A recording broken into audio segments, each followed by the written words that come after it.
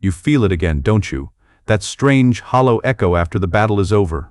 The argument is won. Your logic was flawless, your facts were impeccable, your opponent is left speechless, defeated. You stand victorious on the intellectual battlefield.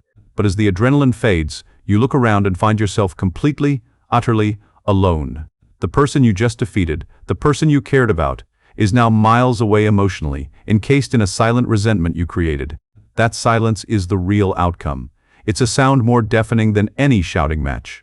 It's the sound of a connection being severed, a door being locked, a bridge being burned. You proved your point, but you lost the person. You gained a trivial victory, but you suffered a catastrophic loss.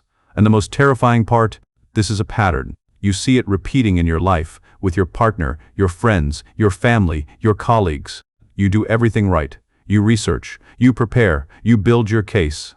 You are a warrior of reason in a world of chaos. Yet, the more arguments you win, the more isolated you become. The more correct you are, the less happy you feel. This is the great unspoken paradox of your life, the central anxiety that hums beneath the surface of your every interaction. You think, I am intelligent, I am rational, I am right. So why does my life feel so wrong? Let me offer you an uncomfortable truth, a handhold to pull you out of this quicksand of confusion. That feeling is not a personal failure. Your anxiety is not a sign of a flawed personality. It is a symptom. It is a warning sign, a fever sent by your soul to let you know that you have been infected with a profound and pervasive lie. You have not failed the system. You are a perfect product of a system designed to fail you. The lie is this, that being factually correct is the most valuable currency in human interaction. That truth, in its most sterile, objective, and provable form, is more important than trust, connection, or harmony. It is a grand deception whispered to you from your first day of school, shouted at you from your screens, and coded into the metrics of your professional life. You have been trained to be a data point in a world that has forgotten how to be human. Look at the digital world we inhabit. Comment sections are not forums for understanding. They are gladiatorial arenas for intellectual takedowns. Social media is not a community. It is a stage for performing your own righteousness. We have become a society of prosecutors and fact-checkers, armed with links and screenshots, desperate to prove the other side wrong. And in this collective obsession, we have forgotten how to listen, how to empathize, how to simply be with one another. This obsession with being right has cost you intimacy, joy, and peace. It has turned you into a lonely warrior, guarding a fortress of facts. But what if that fortress is actually a prison? What if the very foundation of your intellectual identity is built upon a catastrophic mistake? What if the path to true intelligence and a life of deep, meaningful connection begins with the demolition of everything you think you know? This is the end of the lie. And this is your awakening. To understand the mechanics of this prison, we must travel back in time. Not to an academic lecture hall, but to the dusty streets of ancient Athens. We must listen to a man who was not a professor, but a prophet of the mind. Oh, a man so threatening to the established order and its comfortable illusions that they sentenced him to death for the crime of thinking. His name was Socrates, and he saw this lie with terrifying clarity over 2 millennia ago. Socrates' great revelation, the one that cost him his life, is often misunderstood. What he said, the only true wisdom is in knowing you know nothing. He was not advocating for ignorance. He was delivering the most profound diagnosis of the human ego ever uttered. He was giving you a warning. He was telling you that the moment you become certain, the moment you believe your knowledge is complete and unassailable, is the moment you become a fool. Let's reframe this for your modern life. The wisdom of knowing you know nothing is not about being unintelligent. It's about possessing supreme intellectual humility. It's the courageous admission that your perspective is finite, your data is incomplete, and your worldview is just one of billions. It's the understanding that the most intelligent people are not those with the most answers, but those with the best questions. They are perpetually curious, not terminally certain. Now, look at your own mind. Your need to be right, your desperate clinging to facts and arguments, is a prison built from the bricks of your own certainty. Every time you declare, I am right and you are wrong, you are not building a case, you are building a wall. You seal yourself off from the possibility of growth, the gift of a new perspective, the grace of being shown a different way. Your certainty has become your cage. You have been taught that your intellect is a weapon. You have sharpened it, polished it, and learned to wield it with devastating precision in debates and arguments. But Socrates would warn you that you have profoundly mistaken its purpose. Your intellect was never meant to be a sword to cut others down.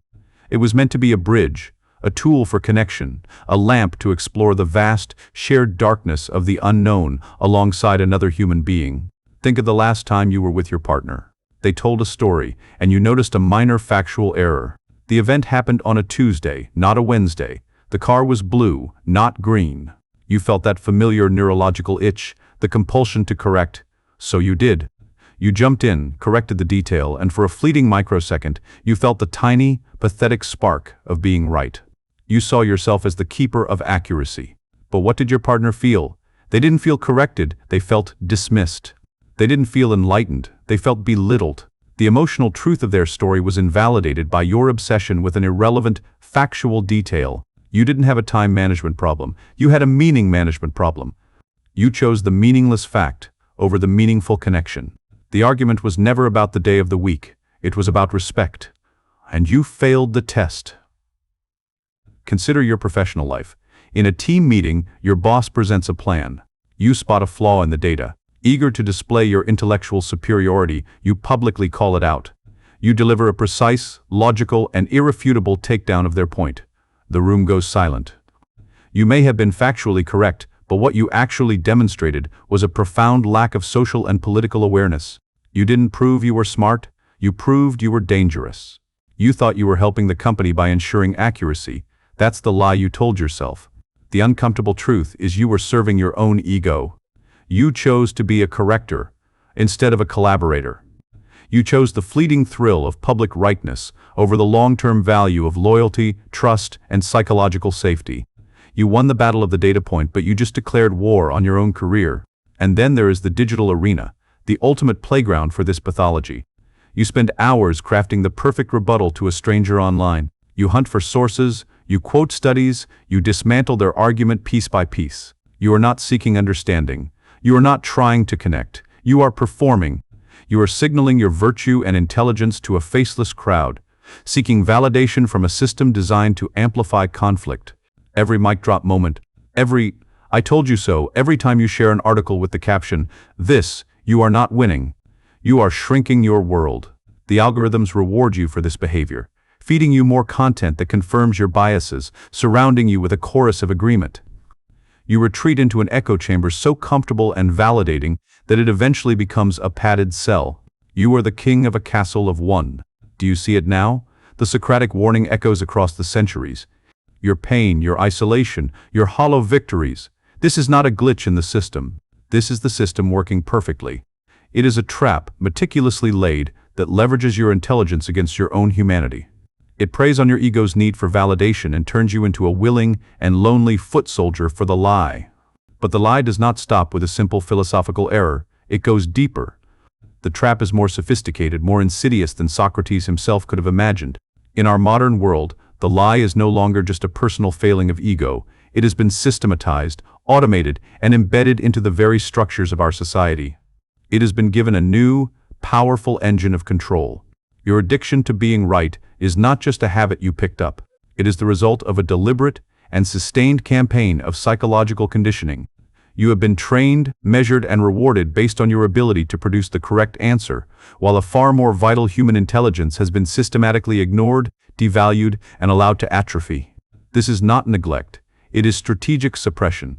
To see this hidden layer of the deception, we must turn to a modern prophet, the psychologist and author Daniel Goleman. Goleman did not discover a new idea, but he gave a powerful name to the ancient human wisdom that our society is trying to make you forget.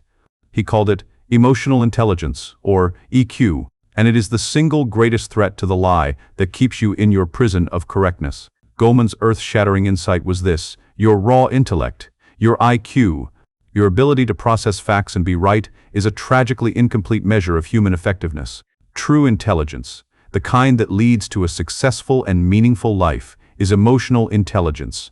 It is the ability to perceive and manage your own emotions, and to perceive and skillfully navigate the emotions of others. IQ gets you the interview, EQ gets you the promotion, the relationship, the life. Now, look at the world that has been built around you. Our entire educational and corporate structure is a temple built to worship the false god of IQ. From your earliest days in school, you were not graded on your kindness, your ability to collaborate, or your self-awareness. You were graded on your ability to memorize and regurgitate the one single correct answer. The system values the predictable, the measurable, the machine-like. This continues into your adult life. Performance reviews quantify your outputs. Sales targets measure your success. Key performance indicators reduce your contribution to a number. The system is obsessed with what it can count, and it relentlessly dismisses what actually counts. Empathy, integrity, and relational skill are deemed soft skills, a patronizing term for the most powerful capabilities a human being can possess. Why? You must ask yourself, why would the system be designed this way?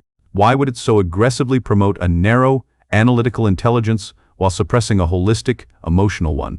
The answer is uncomfortable but essential for your liberation. It is because people with low emotional intelligence are easier to control. They are easier to manipulate. They are easier to divide. A person who is only focused on being factually right is a pawn in a much larger game. They will argue endlessly about the details of a policy, but they won't sense the emotional manipulation behind why the policy was proposed in the first place. They will fight with their neighbors over party politics, blind to the larger forces that benefit from their division. They are predictable, and therefore they are manageable. A person with high emotional intelligence is a threat. They don't just ask, is this factually correct? They ask, what is the emotional intent behind this message? Who benefits from me feeling this way? Is this argument designed to unite or to divide us?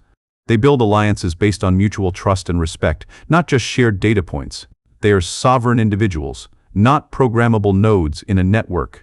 So you see, your lifelong obsession with being right is not an authentic expression of your personality. It is a carefully installed program.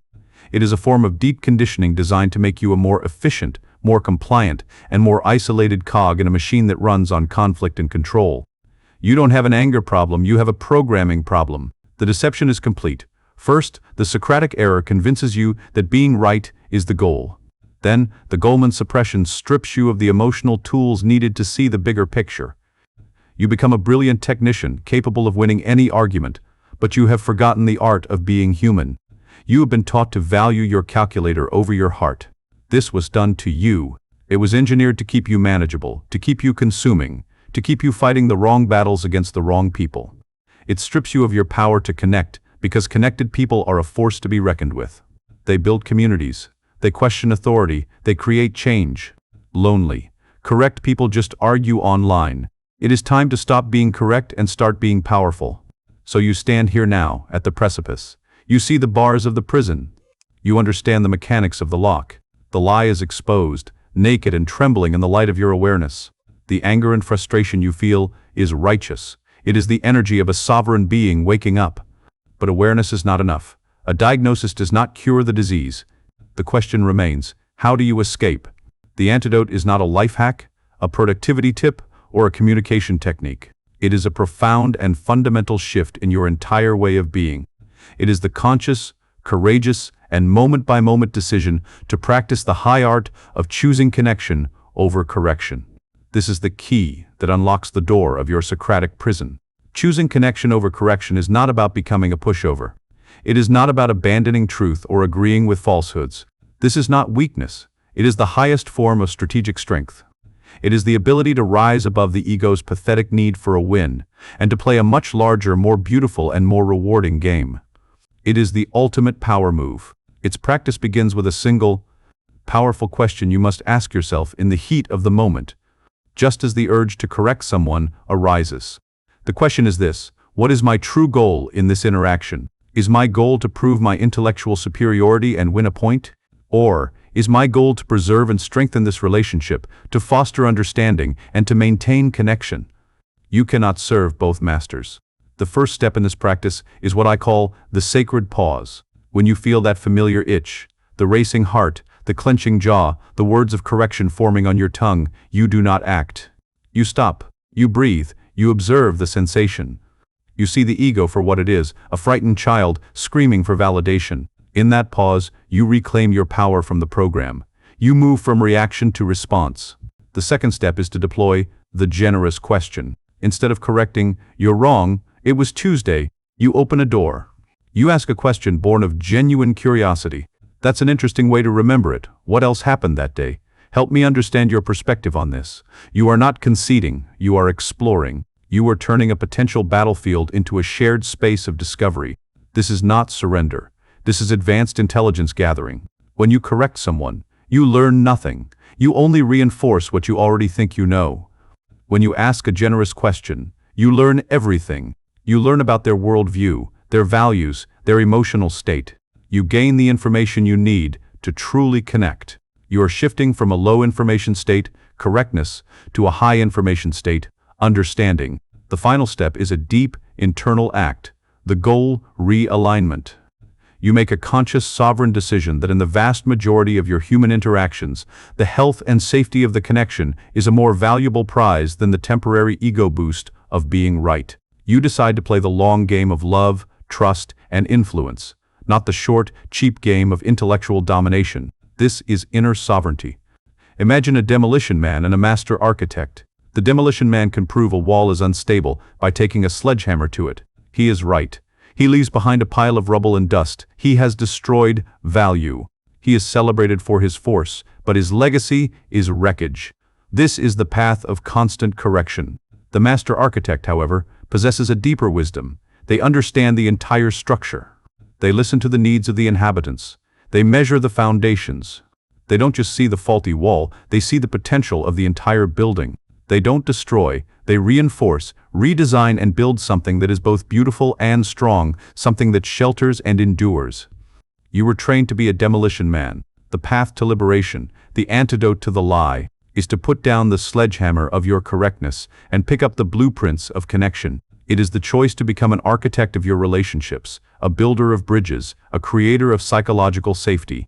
It is messy, it requires patience, and it demands that your ego take a back seat. But the structures you build, of trust, love, and true community, will last a lifetime. The choice is now yours, and it must be made in every moment. Do not be naive. The world will not help you. The system is invested in your slumber. It benefits from your addiction to being right. It runs on the fuel of your arguments, your division, your magnificent, lonely certainty. The machine wants you to keep feeding it, your outrage. The algorithms of your social feeds are designed to provoke you, to reward your takedowns with likes and shares, to pull you back into the fight. The political landscape is designed to make you see your neighbor as a monstrous others who must be corrected, not a human being who must be understood. To choose connection is an act of radical rebellion in a world that profits from your isolation. You can continue on your current path. You can keep collecting the hollow trophies of won arguments. You can fill your life with the undeniable evidence of your own rightness, sitting alone in a perfectly curated, factually accurate room, wondering why you feel nothing but a cold, sterile emptiness. Or you can make a different choice. You can choose the messiness, the vulnerability, and the profound, all-wise, unpredictable richness of human connection. You can choose the discomfort of admitting you don't have all the answers. You can choose the courage of asking a question instead of making a statement. This is not a choice about social etiquette. This is a choice about the very nature of your soul. It is a choice for life itself. This is your final call to action. Stop being a lecturer and start being a student. Stop being a prosecutor and start being an explorer. Stop using your intelligence as a bludgeon and start using it as a gift. The world is starving for people who know how to listen, not for more people who are certain they know everything. Your relationships are crying out for your presence, not your performance. The most profound truths of this life are not found in data points or peer-reviewed studies. They are found in the silent, trusting space between two human beings who have decided that their connection is more sacred than their opinions. They are felt in the shared vulnerability of admitting ignorance. They are experienced in the grace of being understood, not in the cheap thrill of being right. So, stop trying to win the argument. Start trying to build the bridge. Stop trying to prove your point. Start trying to see their point of view. Stop collecting facts and start collecting moments of understanding. Your entire life will transform the moment you stop fighting to be right and start fighting for the connection that being right has cost you. The lie ends today. It ends the moment you take a breath and let go. It ends the moment you realize the most intelligent, powerful, and liberating words you can ever utter are not, "You are wrong." They are, "I don't know. Help me understand." That is not the sound of defeat. That is the sound of your freedom beginning.